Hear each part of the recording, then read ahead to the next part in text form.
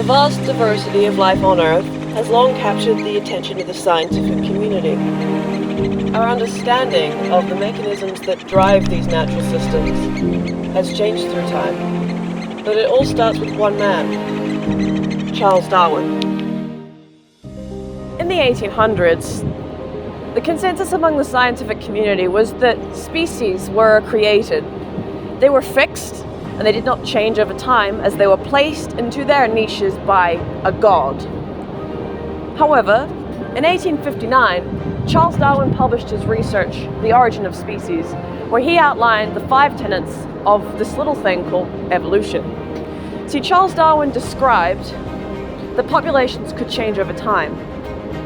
His 5 tenets include that, obviously, populations change over time, evolution occurs over millions of years, speciation occurs, so lineage is split. All species share common ancestry, and adaptation is caused by natural selection. In 1859, when Charles Darwin published his research, the scientific community did not simply take this as a fact. In fact, they disagreed with him.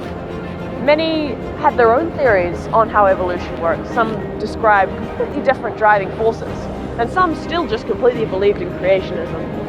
This is because evolution is a scientific theory, and scientific theories are not facts. Scientific theories explain facts. They're like a framework that you use to describe lines of evidence. Scientific discourse is a very important part of science, where scientists will examine each other's research and point out holes in the logic. And this actually drives the scientific community into a constant search for more and more evidence.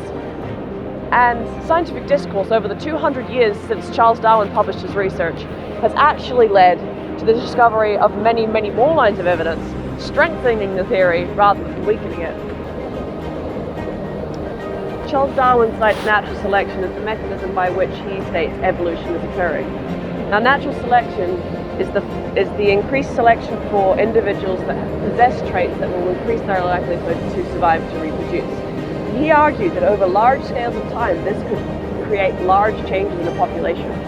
Evolution. If all species share a common ancestry and lineages split, then we would expect to find fossil evidence showing a transitional form between species. However, when Charles Darwin published his research, there was a distinct lack of these transitional fossils being found.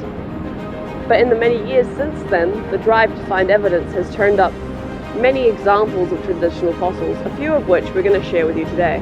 Archaeopteryx was discovered in 1861, and it shows evidence of both avian and non-avian dinosaur features. Archaeopteryx is considered perhaps one of the first transitional fossils, and sparked major debate, which has led until the current day, about the evolutionary origins of birds. Sleeping behind me here, we have an adult sea lion. Now, he's chosen a rather high disturbance area for his nap. This is a road, but sea lions come from a family known as pinnipeds, which includes walruses and seals, and they are thought to have evolved from a terrestrial carnivore, like a bear-like, weasel-like ancestor. And for a while now, we've been missing a transitional fossil that shows their development of their flippers. Until recently, the discovery of Puigila darwinii is not a direct ancestor, it branches off to a tree, but it shows a transitional form where the terrestrial-like paws for moving on land had flattened out and elongated for use for swimming in a freshwater, like a partially aquatic nature. It suggests that in their development into what they are now, there was a semi-aquatic stage.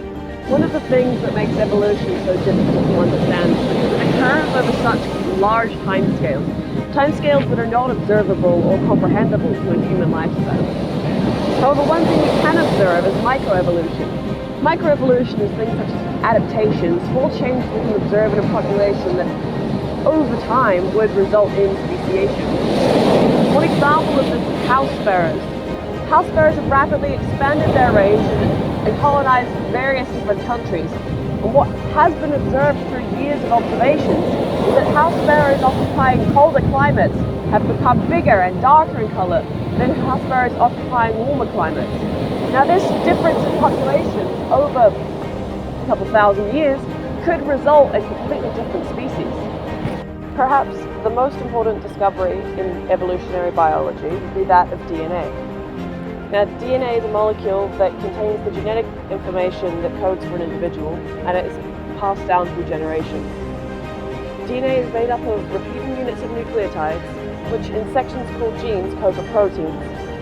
And the expression of these are responsible for the traits that make up individuals. DNA is present in every cell of every living organism on the planet, and is further evidence that all life shares a common ancestor. DNA can be used to confirm evolutionary relationships and to determine whether two species share a common ancestor, and when they diverge from that common ancestor.